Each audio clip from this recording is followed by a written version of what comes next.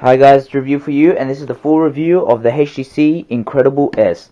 Okay guys, just if you want to check out the unboxing, please go ahead and do so. It's going to be in the description. It will just show you all the stuff in the box, etc. So let's just go over the specs. So focus. So it comes with a 1 GHz Snapdragon processor, which is single core, but really fast. You have Android 2.3, which I think is the latest, and HTC Sense 2.1, I believe. RAM is 768 megabytes, 4-inch screen, internal GPS. Doesn't support 4G, but I won't really need that because in Australia I don't even think we have 4G, which because we have like the crappiest internet service and crappiest phone service. So yeah, it's got Wi-Fi, 8 megapixel camera, 720p recording, 1.3 front facing camera, and we have, what else, 8 gigabyte USB, micro USB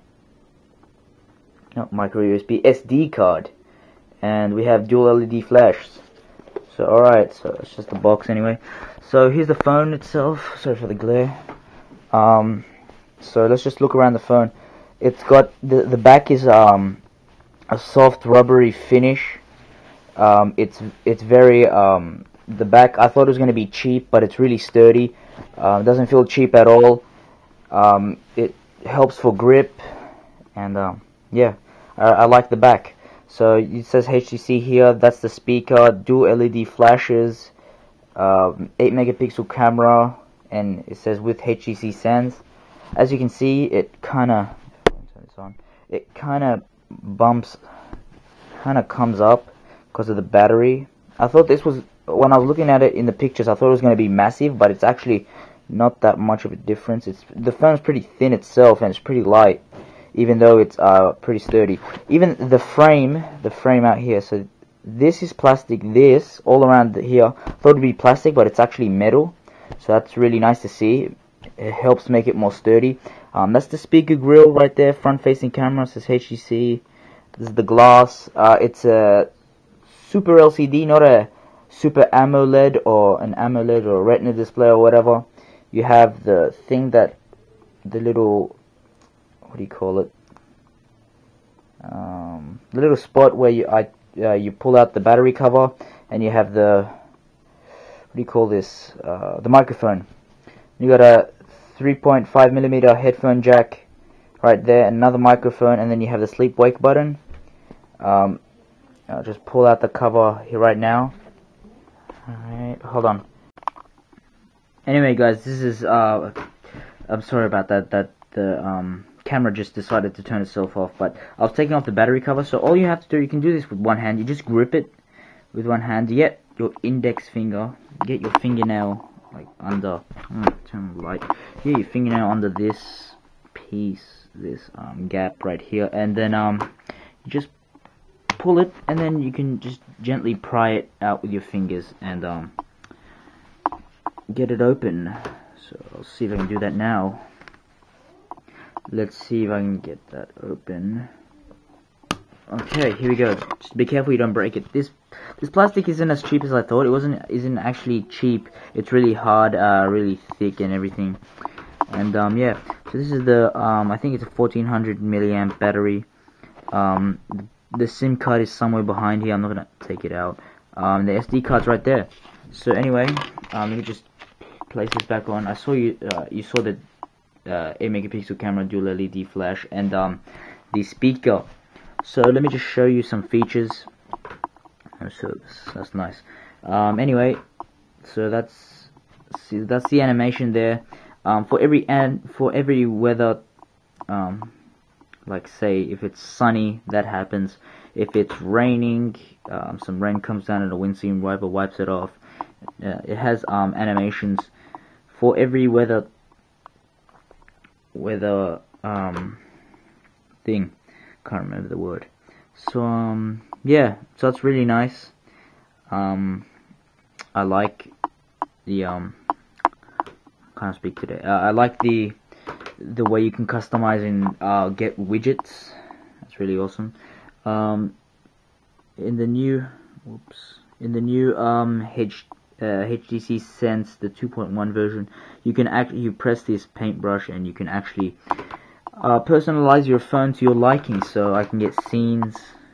Click that there. You can choose any scene. I don't want to change mine. I like it. You can get wallpapers, live wallpapers, your own wallpapers or HTC ones. You can actually press a button and get more. So like with skins, you press get more and you get more skins and from the HTC place. You get widgets. Choose any widget. I actually have Advanced Task Killer on there. So if I were to instead of going into the program like this and turning off everything, I could simply go into this. Just click it and it'll just say apps killed, etc. And that's pretty nice. These buttons actually, if it's not locked, you cannot actually see them. They're backlit. So yeah, that's the front-facing camera. So you can't actually unlock the phone with these. You have to press this. So that's the home button. I think this is a menu button or something. This is the back button, and this is the search button, which if you hold down, if you press it once, Google search comes up. If you hold it down, speech command comes on. I don't want to get into that right now, but if you hold this down, your 8 recent apps come up. That's pretty nice. I want to show you something called FriendStream. Hold on for a second.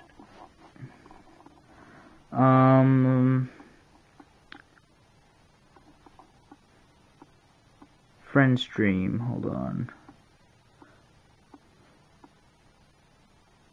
I'm trying to get out of some. So anyway, guys, here it is, FriendStream. As you can see, FPS Rush commented on something. This is where you can combine all your social media content onto one widget or program or whatever you want to call it. You can get Google Plus on this, Facebook and Twitter, combine them all, and yeah, you can post your status for 3 social networks or whatever, instead of going into Facebook, clicking on status or whatever, which can be lengthy if you don't have the time on your hands. So I'd show you the pinch to zoom thing. Not pinch to pinch. If you pinch corner to corner, it actually shows all your pages instead of sliding. If I want to go to my games, I have to slide all the way. Instead of that, I can just pinch and let's say I want to go to apps. Just click on apps. Click on it, and it'll come up. So yeah, that's pretty cool. Weather's pretty awesome.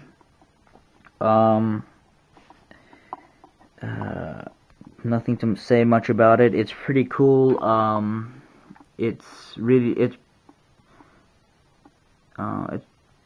looks nice. It's interesting, and it's not one of those ugly widgets that you don't want. I would show you phone, but I have lots of contacts that I don't want to expose their numbers, so I'm sorry about that. But some other videos might have it. But believe me, it looks pretty good.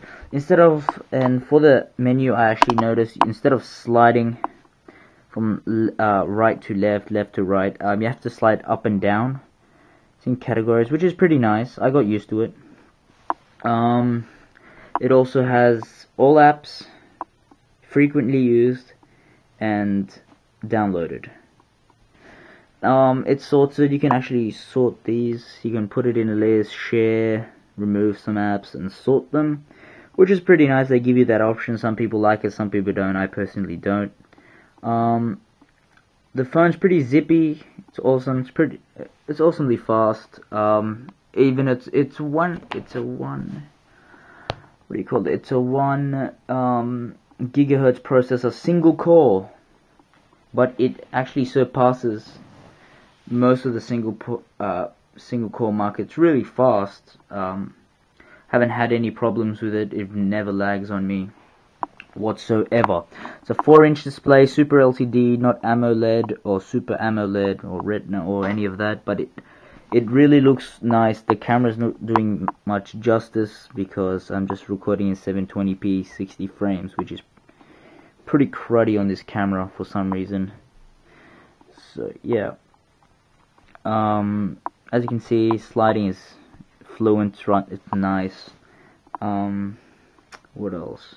Oh, my favorite thing about Android, the notifications. Instead of in iOS you would have pop-ups and pop-ups and pop-ups. Let's say I was on Safari or something on iOS, and I was like I can't remember, reading something. I would constantly get these annoying pop-ups, which I changed in the jailbreak. But before the jailbreak, that app that I got, I can't remember the name of it, for this Notify Me, I think it's called Notify Me on iOS, I'll check later, came out. I had to endure turning off these annoying what do you call them, notifications. They would just constantly pop up. If I was getting messages every 10 seconds or something, they'll just keep popping up, emails. But here on iOS, Android OS, you just quietly get them. It'll just say, this person sent you a message, then you'll switch and it'll say then half of the message, and then you could, whenever you want, you can just slide this down, click on it. It will say here. You'll just click on it and you're gonna reply whenever you want. But most importantly, it will not interrupt you. So I love that it doesn't do that. It also has quick settings. Instead of going in settings and turning off my Wi-Fi or whatever, I can turn it on. Let's turn it on for now. Yes. So that's convenient. I really like that. I'll do a camera test later and I'll post it up. Hold on, it's pretty smudgy. See, I just got a notification right there. It did not interrupt me whatsoever. I don't mind it at all. And that's stormy. And so if I go into internet, it loads up pages pretty fast. I like this better than Safari on iOS. I hated Safari. It's so crap. If I were to go on Facebook, just type in Facebook. I don't have an app for it, but it loads up pretty fast, no delays, fluent, or pretty awesome. Okay, it's taking a little while for some reason. So yeah, it's loading. Let's get out of that. Alright, it has Flash, so it loads up, and Adobe Reader, which I really like Adobe Reader because I can download some stuff and read it. I like oh, that's the keyboard. You can also touch to speak, and I really like these arrow buttons. Instead of clicking, like, let's just, alright, go back. Alright, so let's say that's Google. Let's say I made a mistake. Let's just type in the cast instead of cat. Instead of that, I can just, instead of holding this down and trying to get to the T, all I have to do is press this once and replace it with I just replace it with an R. Damn. And just in backspace twice and press T, and then that's settled. It's easier than holding it down. It's convenient for some people. I really like it. I really like the keyboard. It's really nice. I don't have any problems with it. If you hold down, instead of going into this, you can just hold down, let's say F, and it'll get you the $sign or whatever. So that's pretty nice. You can press slide the keyboard to get down if you want, instead of clicking on the screen and accidentally clicking on something else and then navigate you somewhere else. So yeah guys, that's part 1 of my review.